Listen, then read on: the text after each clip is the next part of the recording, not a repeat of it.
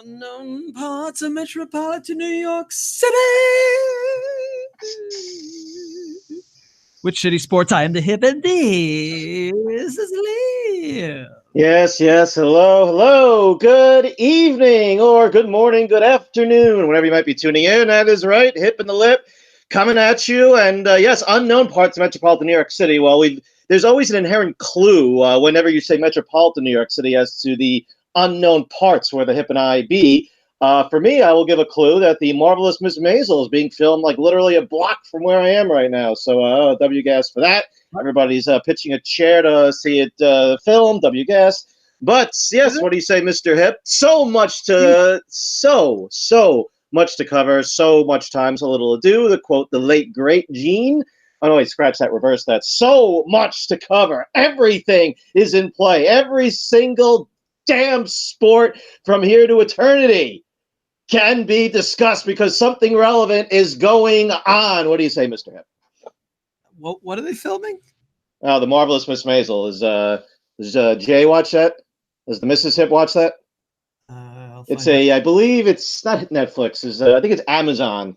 Marvelous Miss Maisel. It's with the actress from, she played, I think, Rachel in House of Cards, and I don't know, about like a comedian and woman comedian in the 50s and so forth. But people are actually have their chairs spread out to watch the filming. Well, I guess it's done now, so like the remnants are there. Chairs being spread out and watching unveiling. How about a New York Knicks draft lottery party?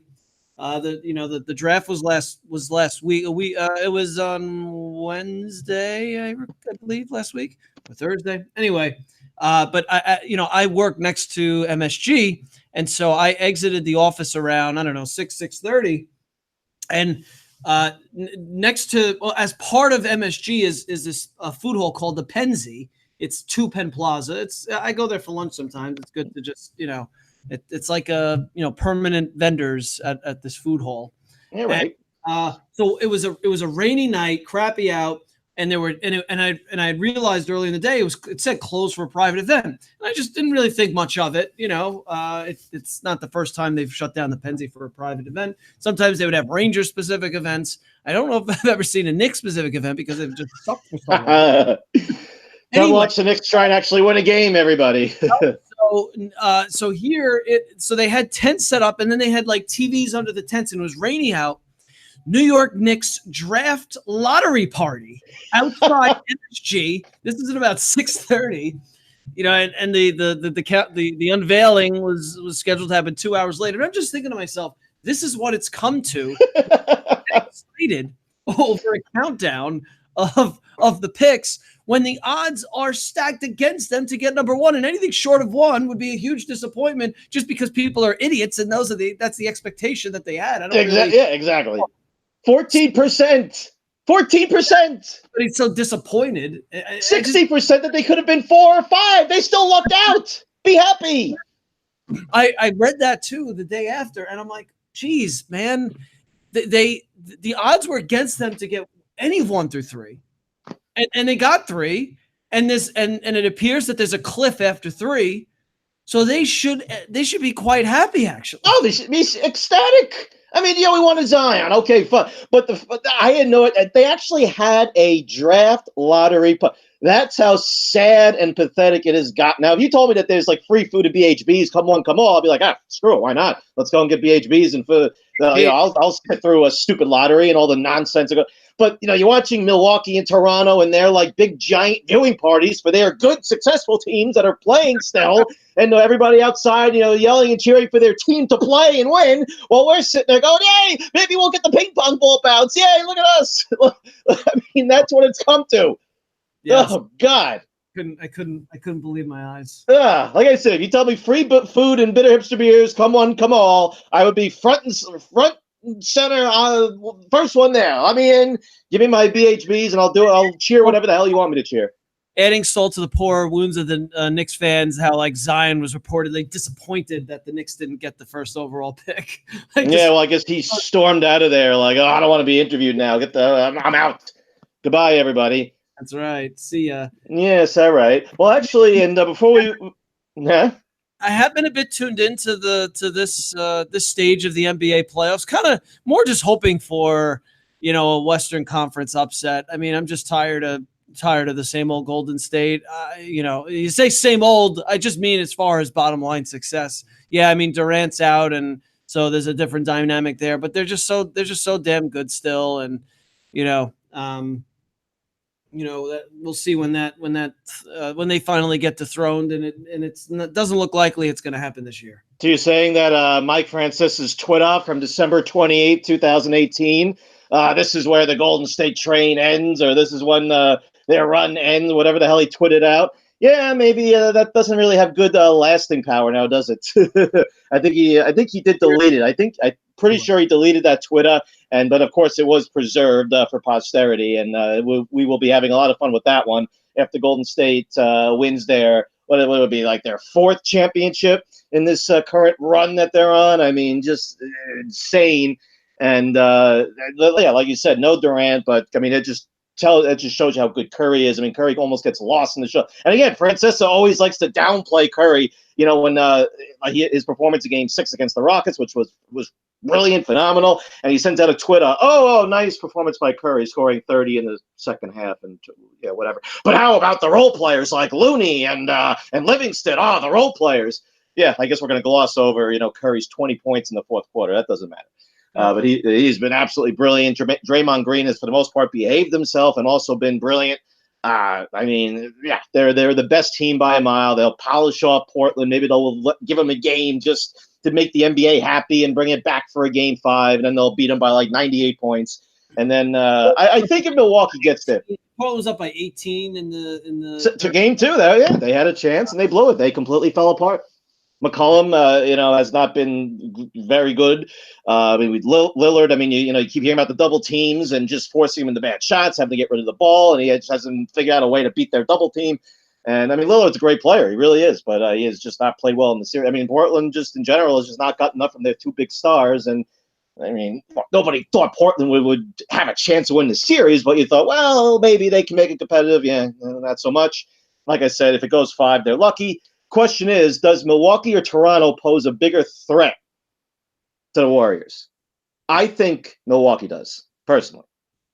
And that's because of the versatility of their big mega superstar, maybe the best player in the game right now, in Giannis, who did not have a good game yesterday.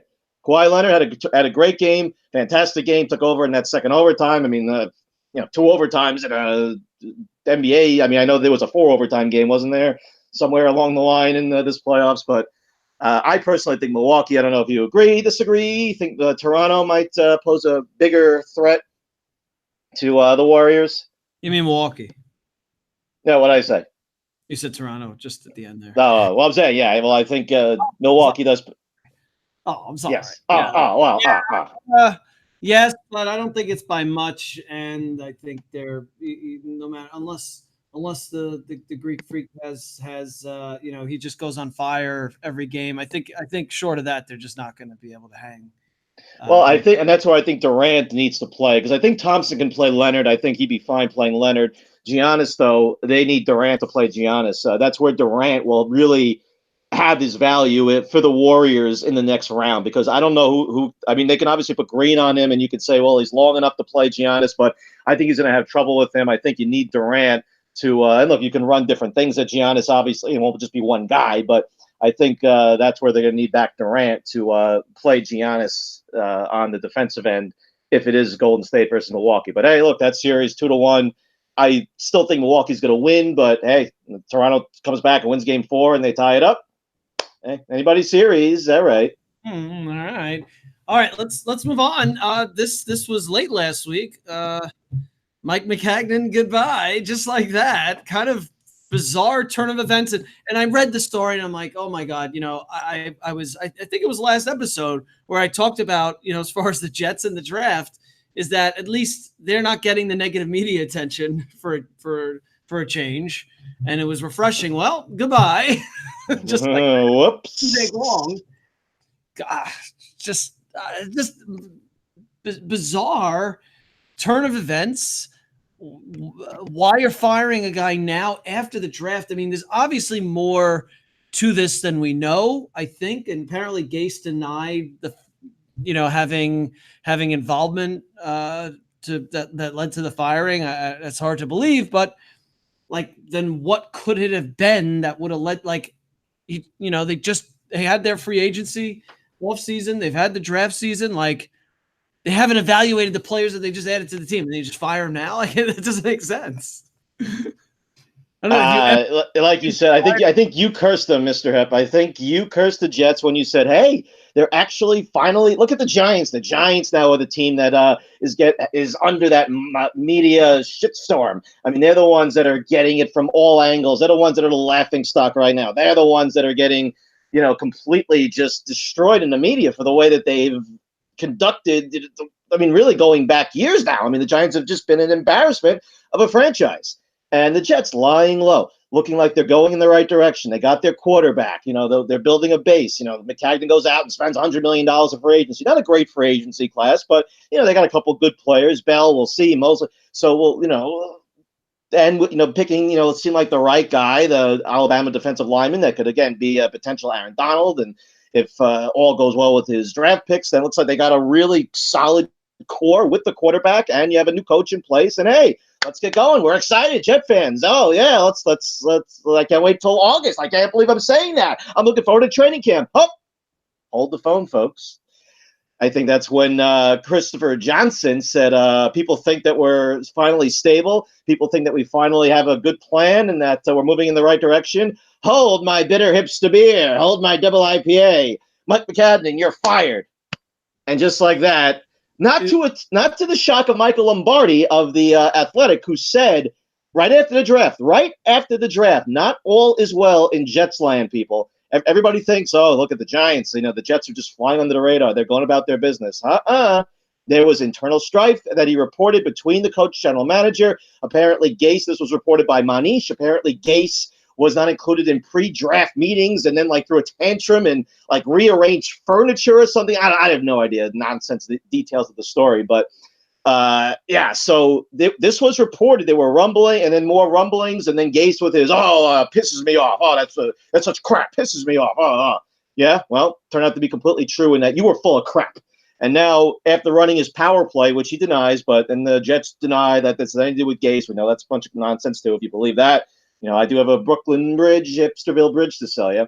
But this was all Adam Gase sensing that he can move out Mike McCagnon, who was clearly on shaky ground, and say to the owner, hey, I know what I'm doing. I have a plan. I am going to enact my plan. We are going to win. We don't need McCagnon. If you don't want him here, get him out. We'll bring in a new guy that I can get along better with, and we'll go from there. And it seems like that's what happened to a degree. Funny that, the guy that McCagnon hires leads to his demise. But it's amazing. I mean, when do you ever see something like this? That a general, and look, McCagnon had not done a very good job. He'd made some bad moves. He looks like he struck gold with the quarterback.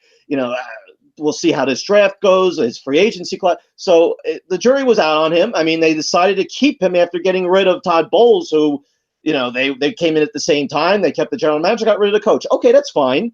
Let the general manager pick one more coach and go at it from there. If they were not sold on McCagnon, and look, this is as obvious as the day is long, he should have just been fired along with Bowles, bringing a new guy, whether it leads to Gase or somebody else. Okay, Adam Gase right now is Adam Gase. He's not Bill Belichick. He's Adam Gase with a 9-win season under his belt. Whoop-de-doo. So let's see now if the Jets actually had any kind of clue when they decided to get rid of McCagnon. And now they'll just bring in some puppet that'll be like a figurehead. Is it possible they're so in love with Gase that they kind of want to go the Patriots route here with him? What's the Patriots route? Winning Super Bowls? Yeah, we all want to go that route. Well, that they have with Belichick, where and Belichick came in with some autonomy when he was hired, and look, Bill Belichick was a flawed head coach that had a checkered past before he became Bill Belichick. But I don't know if this was the plan for Gase all along when he came in and he sensed that he could maybe pull a power play and move in here. I mean, he made a trade. He traded Darren Lee, a former first-round pick, within 10 minutes of getting the interim job. I mean, we know they're going to bring in somebody. They have to. I mean, Gase can't hold both titles. But we know that Gase is not going to report to whoever the hell they bring in. It'll be some stooge, that'll fill the spot. He'll report directly to the owner. And this is Gase's show now. And he now needs to win now. This is you have a year to. No. Oh, but I don't have the players that I drafted. Yeah, exactly. I didn't want Le'Veon Bell. Well, yeah. I mean, now there's even are they going to Jets look to trade Bell? I mean, he's already starting to hedge with having those comments leak somehow. All right. Well, as a Jet fan, I mean, like I said, I think you cursed them, Mr. Epp. I think it was you're declaring that the Jets are finally the team of stability, the team with an idea, with a plan, the team that's finally looking. The New York football team that's looking like they're moving in the right direction, as opposed to the one that I go out on a limb and suggest that possibility. Well, another team that is trending in the right direction. Your New York Mets, Metropolitans. My New York Mets. I think what happened with the Mets is amazing weekend of baseball. 0 runs scored Saturday, 0 runs scored on Sunday against the impeccable duo of Pablo Lopez and Sandy Alcantara. Oh God! the bad news Marlins, the International Pee Wee League Ball Marlins. With DeGrom and Syndergaard pitching, just my gosh. Let me ask you this: how did Mike Maccagnan get fired before Mickey Callaway? That's the question. How did Maccagnan get fired before Mickey Callaway? And news a couple hours ago that Cespedes fractured his ankle at his. Oh my! It just adds like insult to injury. Oh my God, that is just hysterical. What he he fell off a horse or something like on his ranch? I think what's adding to the look, teams have bad weeks, and yes, there's no excuse for the not showing up in Miami. Miami is offensively at the very bottom. They're gonna like have a season on par with like the 62 Mets. They're like the untouchables of offensive baseball. And Martin Prado. No, I can't. Brian Anderson and Neil Walker, Curtis Granderson homered. That's right. I forgot that Granderson. Oh, did he? Oh, that's just that rubs more salt in the wound. It pretty much, it doesn't help that the Yankees are somehow 10 games over despite all the injuries. Whereas the Mets, they've had some injuries and Conforto's down with a concussion, but they haven't been ravaged with injuries. And yet they're just not playing. They had one hit on Saturday. It was the first batter of the game, right? McNeil, first batter of the game Saturday. Yeah, and third in the MLB in batting average. Oh boy. And what do you think Howie said in the post game after that game, after getting the one hit, first batter of the game, gets a hit, nothing the rest of the game? You think Howie sounded like Bob Uecker and went, let's see, the post game show, the box score, let's see, well, no runs on one hit, one goddamn hit. And then what was it? The other guy, Hagen or whatever, goes, you can't say goddamn on the air. No, worry, nobody's listening anyway. Nobody's listening to this. Speaking of which, I think Howie Rose. Well, I know for the first time I didn't realize the Mets went to 880. That WOR is gone. I didn't realize that, but did you know that? Let's go Mets. CBS do. While so they one of the ads is a radio ad is for Baker Tilly, the firm I work with. No, look at this. Yeah, so and they've been doing radio ads for the Yankees and Mets beginning of last year. And we don't discriminate. We like all baseball, New York baseball fans. Voices, at least I heard it for the first time yesterday. You know who the voice is for the Baker Tilly ad on the Mets radio broadcast? The Hip? The Mr. Howie Rose. Oh, I thought you meant. My point. I thought it was like a set, like one that they read. Okay, I got it. Yeah. He was more. The one they read. He was more excited.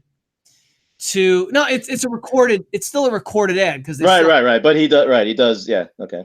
But he sounded more excited, reading that ad than he pretty much did during the entire broadcast. Well, he misses the Islanders. That must be that. He just says, I want to go back to the Islanders, the not as shitty New York team that I used to do. Look, I think it doesn't help the Mets case right now because the Yankees are somehow if the Yankees were 5 games under, they'd be like, oh, there's excuses here. Half their team's been, out or missed significant chunks of time. But I think it just magnifies the Mets situation because the Yankees are somehow piecing it together and they're getting guys back.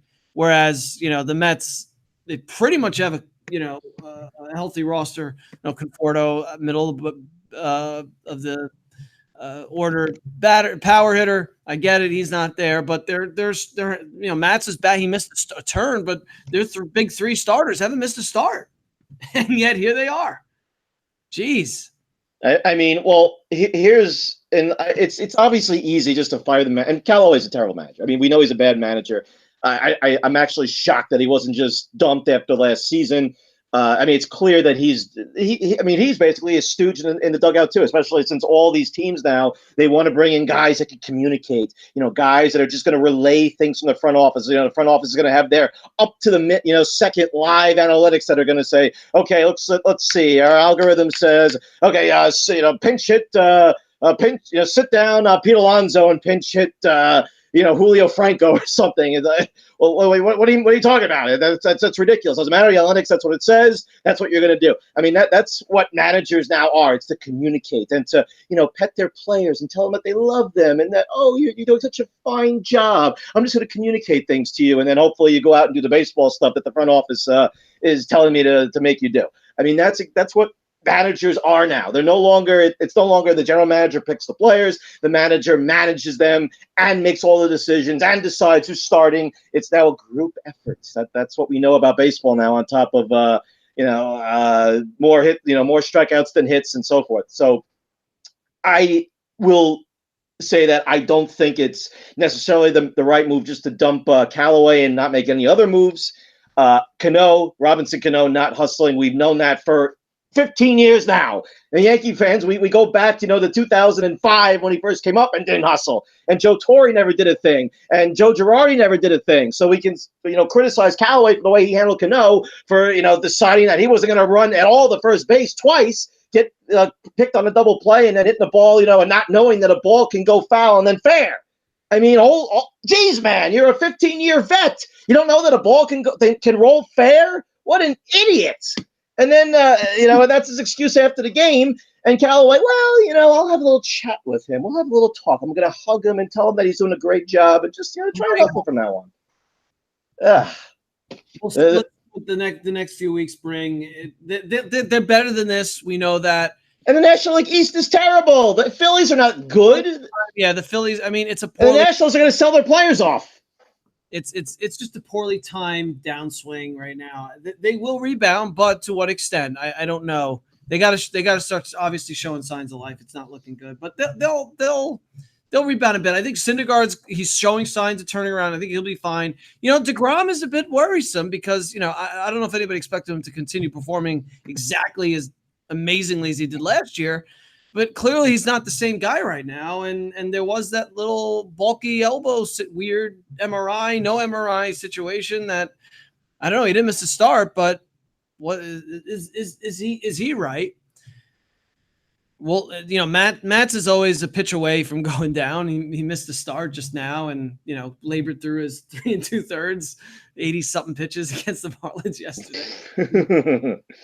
Or was it I don't remember when it was. It wasn't yesterday. Well, whenever it was, against the Marlins. Anyway, all right. Well, let's talk about the Yankees here. So, dude, I mean, the Yankees are good, and everybody's injured. How is it possible? It doesn't make a lot of sense if you think about it, but they're only going to get better. I mean, I think an unsung hero, and I say unsung, you tell me if otherwise. Kendrys Morales, obviously. Domingo Germán is 9th in baseball in ERA, 2.50, and this 8 starts, 9 games pitched with a .95 WHIP. Dude's just been amazing. 8-1, 8 wins in. Am I reading this right? He's 8-1. You're right. Yep. 8-1. He's only started 8 games. Yep. Unbelievable. I mean, look. Well, that's amazing. There's 8-1. Yeah, he started it. Well, I guess he lost as a reliever in one game. Yes. What the hell? So he's just been unbelievable. Tanaka's pitched fairly well. He's given you a solid 6. Most nights, and they're pieced it together with some unknown names, and now they're getting their starters back. Or at least they got back Sanchez, who's been absolutely killing it since he returned. Yes, okay. Who knew? Hicks just came back, and Yeah, so how about the amazing since Andahar that experiment failed and blew up in their faces. So how about the amazing Gio Urshela? Who the hell is this idiot? exactly. I mean, Andujar's out for the year. That doesn't help, and the 73-year-old Kendrys Morales is back. It was brought in as a reinforcement. I don't know what their plan is there exactly. Well, we'll see, but they're only they theoretically should only get healthier with guys like Paxton and Severino, and obviously Stanton and Judge may still be a bit ways off. But it seems like they're both. It's like just we have no idea. We'll let you know. We'll give you an update like in a couple of weeks. Didn't Stanton hurt his shoulder while rehabbing his bicep. So yeah, I mean it's just And Judge, he basically said, yeah, it's an oblique. I have no idea when the hell I'll be back. So, I mean, it looks like they'll be out for, I'd be shocked if you saw them both but back before the All-Star break. I think realistically, if you get one back before the All-Star break, you do a jig. But yeah, and the Red Sox still are coming. I mean, they're playing much better. They're coming. The Tampa Bay Rays with their, mad scientist ways of playing baseball, of having a reliever go and then switching him with the third baseman and bringing the outfielder to pitch, and then they'll switch him with the batter who will move to, they don't lose. Starting pitchers in their rotation right now. Well, what is it again? What's the term or phrase for starting your middle relievers? What is it again? Well, the starter is really, they call it a false opener. False opener, that's it. Yeah. A false starter. Oh, false starter. Okay. Yeah, false starter. Their false starter. Man, who would have thought in 120 years of baseball that this is the way that you will win in baseball? Start your middle reliever who would be lucky to give you 1.5 decent innings and not give up, 3 grand slams. Hey, let's just see if we can get a couple innings out of him. We'll go to the next, mediocre middle reliever, and then say we'll piece it together. We'll win that way. Look, the reality is their pitching stats are easily the best in baseball, and they have a lot of good relievers. They basically have 3 closers that they rotate. No, the Yankees have like 7 closers. Well, that's why they're right. And that's, I don't know what the Yankees bullpen numbers are, but I suspect they're really good. Why they're doing so well too. And they don't even have Betances. He's out too. That's right. Yes. You're right. Well, I want to talk a little bit about the Minnesota Twins here, because I said in it's recorded somewhere. If anybody, yes, you did. No, we brought up last time. I said the hip said the Twins. And look, this is too early to do what we call the so-called victory lap. I'm not taking any victory lap, but I'm just saying, pay attention. What's interesting about them? I read a stat. They have not, as a team, out-homered their opponents since 2004. So by that meaning, home runs hit versus home runs allowed. They've allowed more home runs than they've hit every single season, going all the way back to 2004, which is incredible. This year, that is, assuming something catastrophic does not happen, that's going to change significantly. They have a good offense, and they're getting some surprising starting pitcher performances. Martin Perez, at the bottom 10 percentile of starting pitchers when he pitched for Texas, suddenly can throw 97 miles an hour and has this amazing cutter and is pitching really well. But how about that BABIP? Is it maybe a little misleading? Fairly stable for him. Jake Odorizzi is pitching really well. And they have, Jose Barrios, who's doing fairly well. Kyle Gibson, who's a steady arm. And don't forget Mr. Michael Pineda. Now, Michael Pineda is pretty much the same pitcher where he can give up, 4 home runs on any given night. Speaking of pitchers that I'm transitioning away from the Twins, who give up 4 home runs on a given night, Shane Bieber. Mr. Bieber. Yes. Bieber gave up 4 favorite. runs to the Chicago White Sox of all teams earlier last week, and then he shows up against the Orioles yesterday, and what does he do? Did you see it? I did not. You mean the other 62 Met-esque team in Major League Baseball? Complete game shutout, 15 strikeouts for Shane Bieber yesterday. Well, everybody strikes. If you don't strike out at least like 10 guys in a game, that probably means you had a bad game. Complete game. Yeah, well, like a Kyle Hendricks complete game shutout that the Hip mentioned on the last show that he was going to Chicago to see the Cubs at Wrigley. You got to see Kyle Hendricks like 27 pitch complete game shutout. Kyle Hendricks, the game. So right, I was at Wrigley Field a couple Fridays ago, and Kyle Hendricks pitched against the Cardinals, and there's like, oh, this is the biggest game of the year, for both teams, both doing pretty well, and it's the first time facing each other, and it was Kyle Hendricks against Jack Flaherty. Jack Flaherty. Oh, was he good? Coming into the year, the best starter for the Cardinals, and it was a low-scoring game, but one pitching change the entire game. Kyle Hendricks didn't even have to throw 80 pitches to get the shutout. I think I read that the last time there was a complete game shutout, they put the stat on the board at Wrigley with fewer pitches by a Cubs pitcher was the immortal John Lieber. John Lieber, hey, what was that like in 2000? 8 pitches. Game shutouts. How many pitches? I think it was 78 or something. 70? Oh my God! I mean, now when if a pitcher throws 82 pitches, you're like, oh, did he get it in the fourth inning? 82 pitches. I mean, that is the most insane part of that. He only threw 82 pitches. Kyle, it was an 81 pitch shutout for Kyle Hendricks in that game. 81 pitches. Okay. Yep. John Lieber, future New York Yankee, former New York Yankee, would pitch in that 04 debacle against the Red Sox. Yes. All right, I'm just gonna keep going here with baseball and interesting stuff that I've seen. So, this admittedly is a week old, but I still think it's hilarious. As of May 13th, remember we made fun of Chris Davis and his like 0 for 52 streak and all that. No, I think everybody in baseball is making fun of him. He's actually doing okay since. And as of May 13th, 3 notable players that he had a better OPS than as of May 13th. You ready for this? I'm listening. Joey Votto. Oh, wait, but he's supposed to be good. Matt Carpenter. He's supposed to be good too, although he's terrible. And a guy whose ADP was in the top 6 going into the season. Number 3 pick, ADP. Jose Reyes. Pete Alonso, David Wright. Something.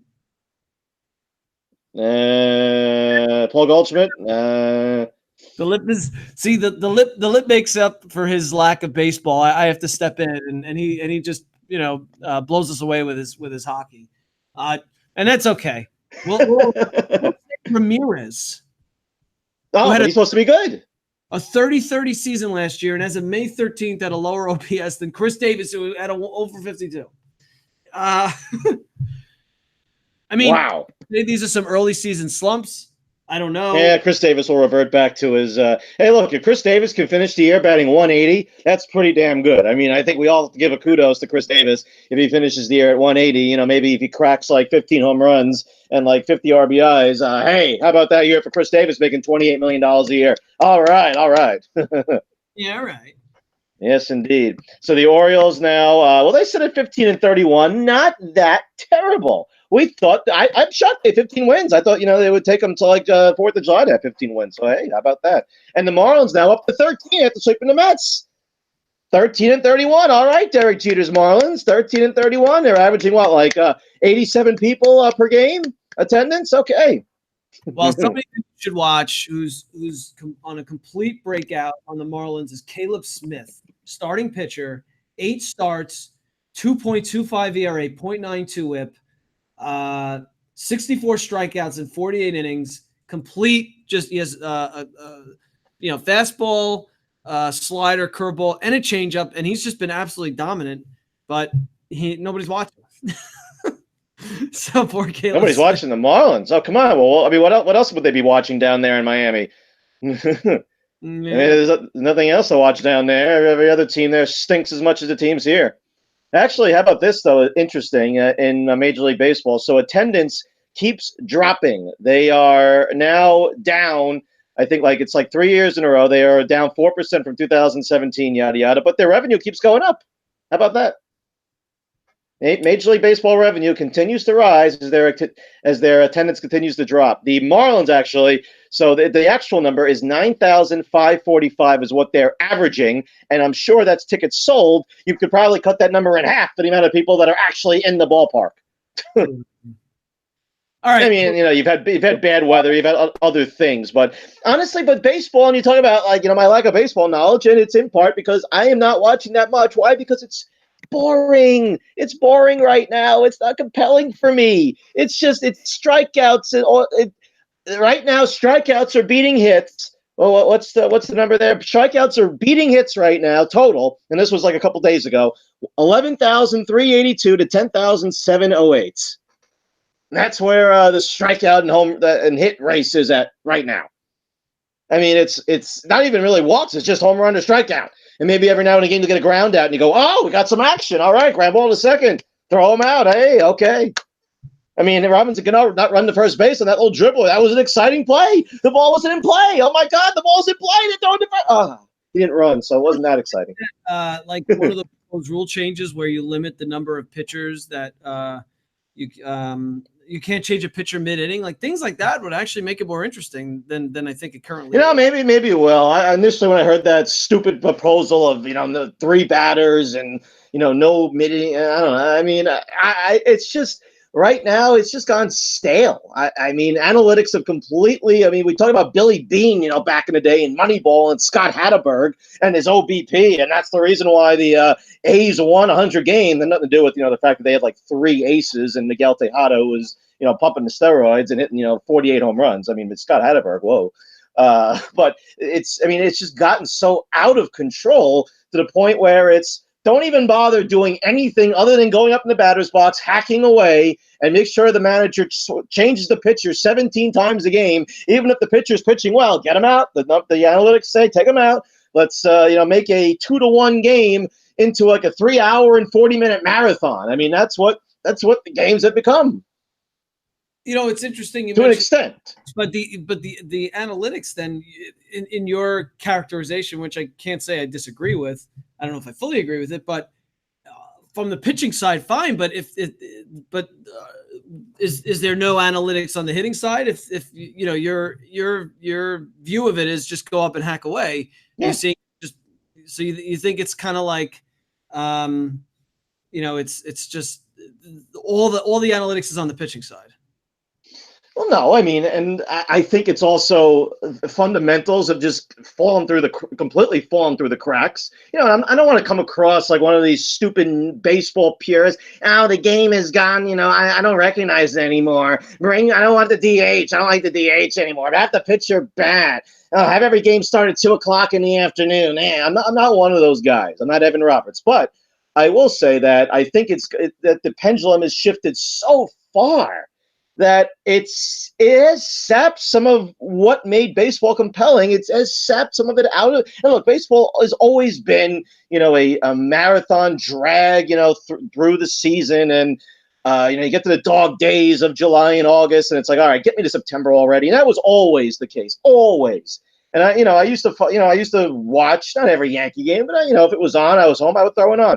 Now, if I have it on for background noise, I mean, then I can say that if I look over to the TV, once or twice, it's a lot. Right now it's nothing to watch with the Mets, as we know. But no, and look, I'm not going to sit here and say that it's only on one side or that it's all bad. I'm not. But when you have the stat of more strikeouts league-wide than hits, I think that encapsulates a lot. I mean, look, and you're knee deep in all of the stats as a fantasy guy. You're knee deep in all of it.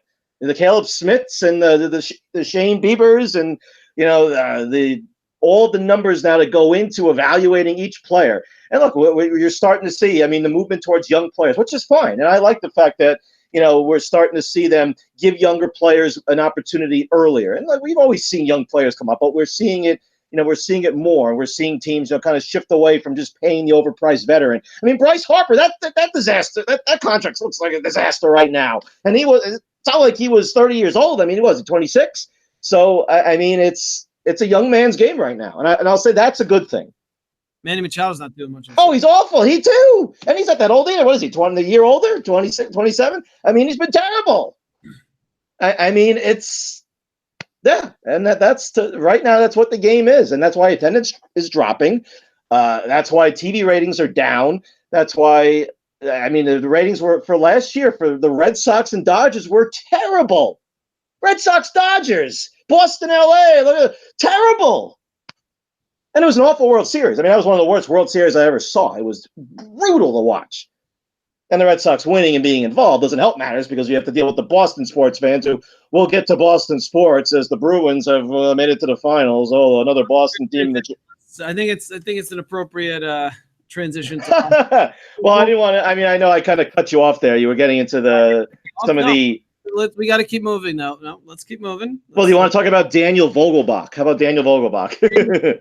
Yeah, just one of those breakout out of nowhere guys who's I think in like the top 15 in OPS. We'll see if he was able to maintain it.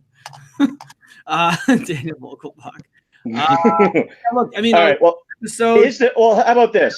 In the National League, is the National League West and Central? Can we pretty much just pencil in the Cubs and the Dodgers right now? Then we'll move on. I mean, the National League West. I mean, what do you have there? Nothing. Injuries. Those two teams are the best on paper for their divisions. And the way Cody Bellinger is playing, he's still hitting over 400. It's May 20th. Damn. Challenging Ted Williams, paging Ted Williams. Here I come. He's having an unbelievable start to the year.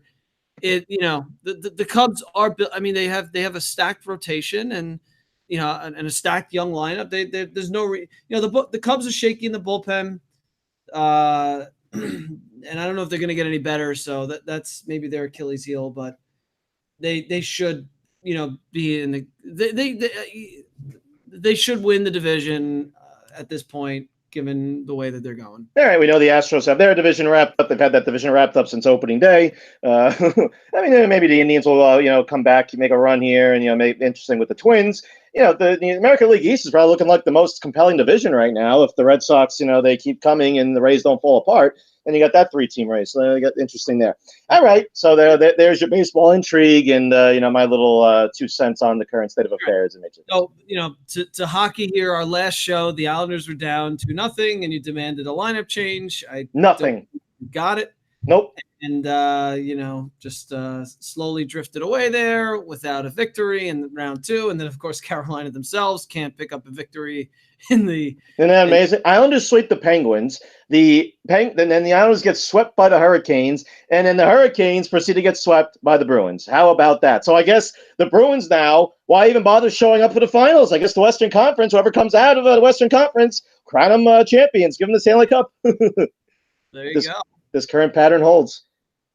Like if you had to it's easy to say in hindsight, but if you had to put a percentage on the likelihood that Boston would emerge as the Eastern Conference champion at the beginning of the playoffs, what how would you have ranked them amongst with the Tampas of the world? Yeah, I mean, I would have put them behind Tampa, but I would have said I would have put them in the order of Tampa, Washington, and then Boston.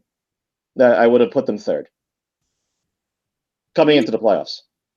Not the Islanders. Oh. No, obviously. How can I forget them? Yes, with the Cal Clutterbuck and the Tom Kunackles and the Cal Clutterbuck that's going to need back surgery now. That was barely able to stand up. But let's keep him in the lineup. Let's not maybe put in a younger player that can actually give you something. I mean, look, Barry Trotz. That's where he lost that series. I'm sorry, they didn't play well. They played again. We recapped games 1 and 2. Yes, and Barry Trotz, fantastic coach. So glad we have him. You're sorry for calling him out? Well, because it's a little touchy subject in Islander land. It's like it's become sacrilege to dare criticize Barry Trotz. But he should have made a lineup change for Game 3. He put in Dal Call for Clutterbuck in Game 4. It's a little too late. I mean, game 3 and game 4. I mean, game 3 they were competitive at least, and they had a chance to win. And game 4 they mailed it in, in the first 10 minutes after they scored the first goal, and then a terrible penalty by veteran du jour, the amazing Leo Komarov. God forbid we sit him either. But right now, we don't have to get into a full recap with all the nuances of the third line, even though the hip would love for me to do that right now. Now it's about the offseason, and the offseason is very uncertain. It is extremely uncertain in terms of their future because we have no idea if their arena is going to break ground. We're still being told it's going to break ground. It'll be ready for 2021. We have no idea what the hell they're going to do before then, but at least we have an arena coming. Well, hold the phone, folks. There's still things to be ironed out and protests, and we have to do this study, and we need to get this approval. So, I'll believe it when I see it. Put the shovel in the ground, and then I'll believe that it's actually going to get built, the arena. But with the team on the ice, Lee, Eberle, Nelson, Leonard, all free agents, all key players, we know that they're not all going to come back. I'd be stunned if all 4 are signed or re-signed. I think Eberle is good as gone. I think Lee is 90. I would have put it at 99% before the season. I would have even put it at 100%. I would say now it's 90 he comes back. Nelson, I put more like 70, 75. And Leonard, I can't imagine that they would ever let Robin Leonard go. And I think he wants to be here. I think he loves it here. They gave him the opportunity after all of his issues, and he couldn't get any interest from anybody else. And the Islanders came in, gave him a chance. So I think he feels that he owes him a little something for that. So he's not going to try and break the bank. But we know, I don't think Lou wants to pay a goalie like $1 billion. But I'd be shocked if Leonard is gone. So I predict that Lee and Leonard are both here. And I'll say Nelson at this point. If I had to give you an answer, yes or no, I would say yes with a but. And Eberle, I think, is gone. But, they still have to make other moves. As we know, Nick Leddy, I think, is a prime trade bait. They have a couple really good defensive prospects. And I think if there was ever a time to trade Nick Leddy, it's right now for, an offensive help. There are going to be some big free agents out there as well. Anteri Panarin and the Bread Man and Matthew Shane and a handful of others. So we'll see what Lou does in that front.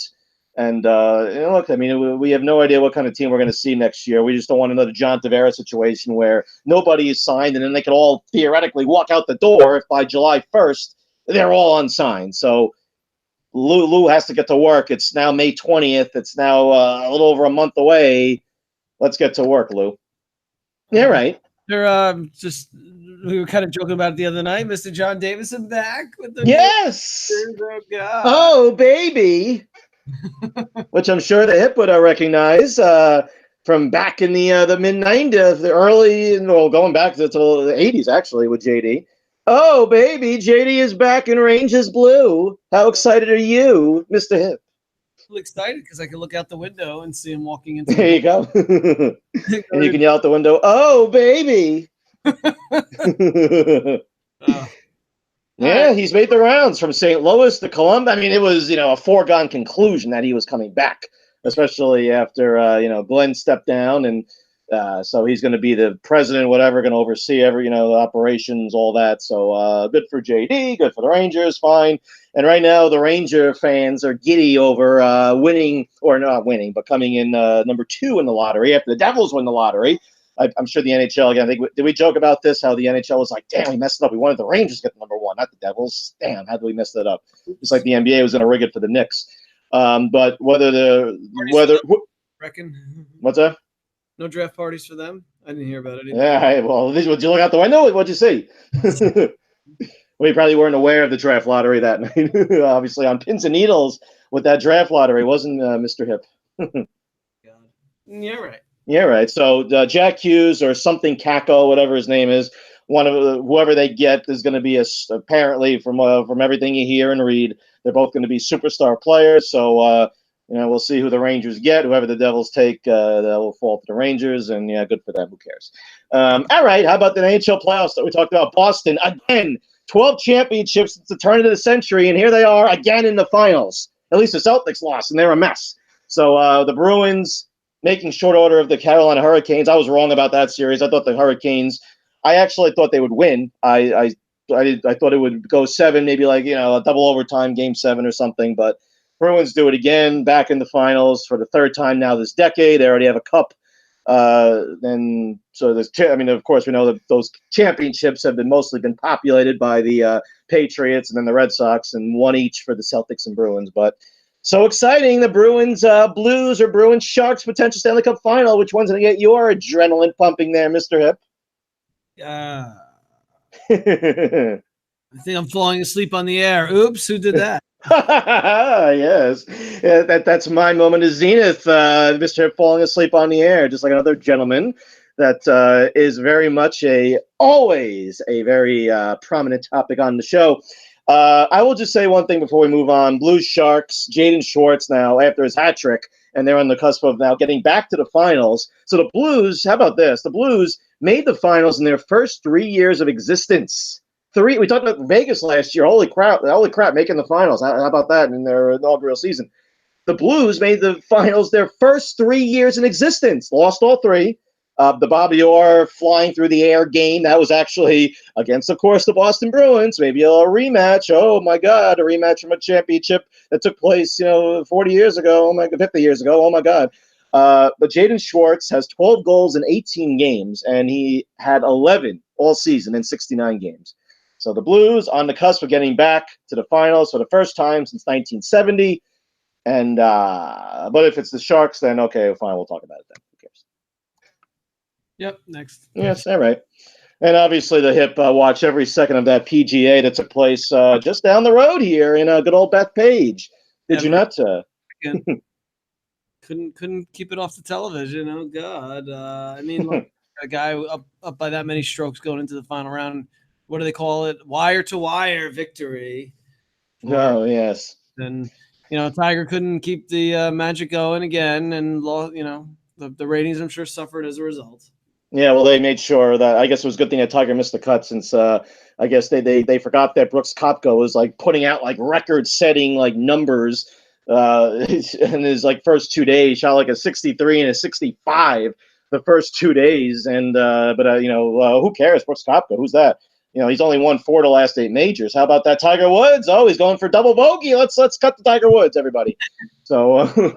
But he almost blew it, though. Brooks almost blew it that the final round. Dustin, his buddy Dustin, coming, nipping on his heels there, got it to within a stroke, and then, missed a putt on 16, whatever. And Brooks hangs on after shooting 4 over, shooting a 74 on Sunday in the final round. But, made a couple shots, was able to hold on, pull it out. 4 and 8, now number 1 in the world. Good for him. Whatever. Kiss his girlfriend. It's like you see like 7 different headlines about how like he never kissed his girl. Like, what is this? My God. Okay. He finally kissed his girlfriend. He wasn't kissing her at all. Oh, there's an old golfer superstition. Yeah, okay. Yeah, I you have your hipster moment of zenith. Oh. Yes, well, but here's the question now. Are we going to do a full preview of the event that the whole world is talking about that's coming up in 10 days? We're gonna devote like at least like an hour for that, right, Mr. Hip? You know what I'm talking about, obviously, right? On May 30th? Yep. Nope. It's the 2019 Cricket World Cup, everybody.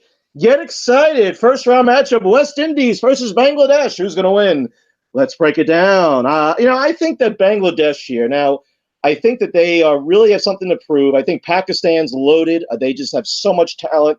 But Bangladesh really has something to prove. But the West Indies, they're a super sleeper. Watch out for them. What do you say, Mr. Hip?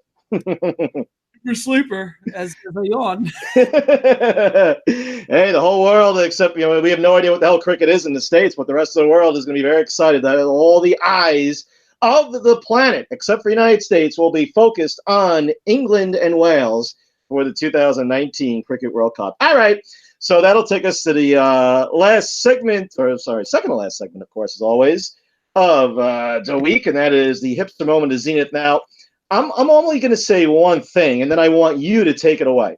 So, well, you know what? Here, we'll do it this way. He did it again, as you said, and then we'll get to the next one. So he did it again. Mike Francesa, yet again, falls asleep on the air. Again. He did it again. Yeah, it was only for a couple seconds, and I guess he woke up right away and didn't need like Mons to whisper in his ear, "Hey, Mike, you fell asleep. Wake up!" And he does the head is nodding, and then his eyes just blare open, and he's looking with a dead serious straight ahead, and goes, "What? What? Oh, I fell asleep. Oh, whoops." Which he, for years denied, finally admitted it, but he did it again. And I think the hip was like, "W gas. What's the big deal?" Yeah, kind of. It's like it was like literally a half a second or a full, or God willing, a full second that he maybe nodded off. I mean, for that to be on like nypost.com, come on. Front page, was it not front page? I mean, not of the physical paper. I don't know about that, but like of the the homepage of the website. Oh, okay. But still, like, It's hysterical. to do with our time than watch a clip over and over again of a human being fall asleep. Well, he actually, I guess some people had some fun with it, and he was, of course, denying, "Oh, you fell asleep on the air again, Mike? Oh, yeah, what a fool! Waited online for that, 2 hours for that. Oh, what a fool!" It's just, I mean, we'll get more in. I mean, he's been in the headlines so much with ratings, and just he's nonstop. People care. People want to read more about it. I don't care to listen to him anymore because it's not just about the sports. He's become part of the story. Oh, yeah. Well, you're right. Absolutely. But that's not, to me, that's not entertaining. I don't really, it's almost like he's inciting, I don't know, for some reason, like Craig Carton's way was different than I don't know. For Frances, it's all about like him, and he's so stubborn. I would say that like, I think I've said this before on air. The three most megalomaniacal personalities on the planet, if I had to put them in order, I would say number one is the guy in the White House, the Donald. Number two is probably Phil Jackson, as Knick fans came to learn. And number three would be the big guy. Actually, so I think the big guy has learned how to troll on the Twitters, because after it came out that the Donald's tax returns that the New York Times got a hold of, and maybe the hip can put on his legal tax fedora and get into it a little bit with us, that the Donald lost over $1 billion.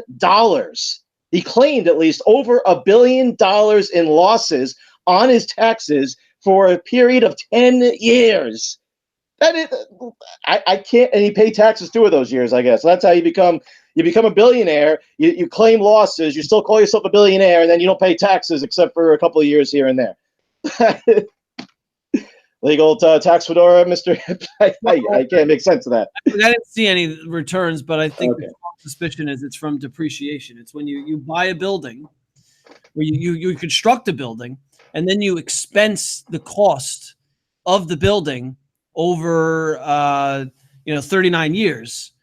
But sometimes the tax code enables you to accelerate the expensing of some of that cost. And so you're using that as an expense. So let's say you have a building of $1 million.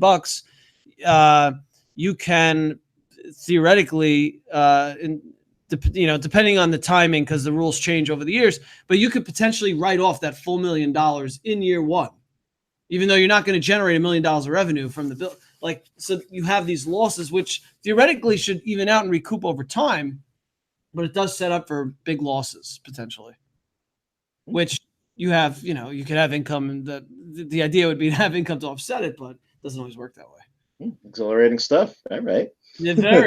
Yes. Well, yeah. Well, where I was going was that. So he tweeted out as soon as that report came out that he may not be a good businessman, but hey, he won the presidency. People, come on, let's give him some credit, pulling up maybe the greatest con job of all time in the history of the planet. Anyway, the political stuff. All right, so the part 2 of the hips moment is the end. Like I said, I wanted you to take away, and I labeled it, and you probably see it there, the hips tearful goodbye. Now, do you know what I'm alluding to there? The hips tearful goodbye. An announcement was made that a very prominent figure in I guess we'll call it a sport, for a period of about 25 years. Apparently, he is hanging up his costume. He is. Yes. What is that you're doing there? I hear a noise. Is that it? Yes, who am I referring to, Mr. Hip? Oh, Dust. Yes, the Hip's tearful goodbye to Goldust, who, I guess, is that it? Is this it? Is he? He's like in his mid-50s. I mean, Well, but he's been going strong for like the last like 30 years, right? now strong recently, but Shattered dreams, shattered dreams. yeah, just do yourself a favor and watch, his first WWF match in that character was against Marty Jannetty, and you can find it on YouTube, and it was just the beginning. Marty Jannetty. Wow, that's a name I've not heard in a long Yeah. time. Well, so Dustin Holmes. So he's going back to Dustin Holmes. Is Gold Dust just Oh, right? not retiring. He's just retiring the character. Oh, I don't know that. I have no idea. That's why I. Dustin Rhodes. Oh, Dustin Rhodes. I said Holmes. Whoops. Yeah. Yeah, right. So the Hip's tearful goodbye to Goldust. After so many years of laughter and tears, he is finally hanging up his gold line suits. Yes, Goldust, we hardly knew ye. All right, well, that wraps up for Hips a Moment of Zenith. That will take us to the last segment of the week. Everybody's favorite, yours and mine. And, of course, that can only mean one thing. It is the hipster beer of the week. What do we slurp on tomorrow, Mr. Hip? Yeah, well, this one kind of breaks the once again I'm kind of breaking the rule. The idea was to highlight shelf beer, good shelf beer. Well, in this case, I have to make an exception. It's it's beer that I had while I was in Chicago, and basically these guys are what Grimm was a year or two ago. No, the nomadic without a home. Nomadic, where they distribute in stores and people are racing to the stores to buy it once it's announced that the stores have it because they sell out immediately. Even the Midwest folk, huh? It's racing to get that beer. No. That's happening now for this particular brewery in Chicago. Hop Butcher for the World. That's the brewery. And the beer I had is called Double Grid. It was the second time it's released, a Citra and Mosaic hopped double IPA. You're pretty much just a hazy New England IPA that you would that you would have here. 4.42 on Untappd, so kind of like other half level essentially. Ooh. But yeah, kind of just bringing it out because just to kind of show. I don't know if Chicago's a year behind or if they just find that's probably an oversimplification, but they are now experiencing what we did with Grimm, a year to 2 years ago, where it flies off the shelf. All right. Yeah, right. Well, did the 4.42 rating influence the rating that you gave the beer, Mr. 4.5. So no, I didn't like 7.5 with those 4.4 IPAs, but no, it was still good. I liked it. Yeah, right. Yes. Yeah, right. And, one other thing. So I actually went to Other Half yesterday, just to pick up beer, and just to pick up beer. Because now you can go there whenever and they'll have like 5-6 cans. It's amazing. It's great. You don't have to go on release day. But they usually, they release on Saturdays. And so I'm like, all right, they have enough overflow. And Sunday, I'm going to pick up some Sunday because I'm going away next week. Anyway, they posted about an hour before they opened what they had left. Oh, and they're like, oh, by the way, we have 50 cases of this Equilibrium collaboration that they brewed up in Middleton that we brought down here. We're releasing this morning right now with like Equilibrium, the other half of upstate New York. So I think the boys were in tow, and I got nervous because I'm like, oh shit, now we're gonna have to wait online, and I'm gonna have to figure out a way for Janelle to keep the boys occupied, or I'll take one of them with me, or I don't know. I got added the stress because somebody put a comment in about how the line is all the way down to Smith Street. Oh my God. For the unknown, hey, by the way, we have a release of this. We're just telling you now, right? Is that what it was? Yeah, it was like an hour before they opened. And it was still a line down all the way, down the block. Comments. I had a feeling it was BS, the comment, because there weren't that many other comments. Usually when there's like a release and people are excited, there's like a ton of comments on Instagram. But there were like Trying to mislead So, there, huh? so we get there, like it opens at 11 on Sunday. We get there at about 11:10. There's not a single person outside. And so basically now you have people that are, just to mess with other people and create stress or try not to get them to go. They're just making up, they're making up the fact that there's a line. That's where other halves be like, no, he's full of shit. There's no line. Everybody come and get your BHB. Police it to an extent, but I mean, geez, like this is how people like get, this is how they spend their free time. They get their kicks or just trying to keep everybody away. He wants all the other half equilibrium for himself. Right. That's right. Yeah, right. Yeah, right. Yeah, we got a good little anecdote from the hip in there that involves his baby hip and his little hip. I may be able to. I may be able to do a show while I'm on the go next week. I'll bring the apparatus. We'll see if it can be arranged. The apparatus. If not, then we'll have it the week after. He'll pack it next to his other apparatus that he's putting in a suitcase. All right. All right. Yeah. All right. As we say goodbye to Gold Dust, and as we so much going on, Gold Dust. Farewell and sign off.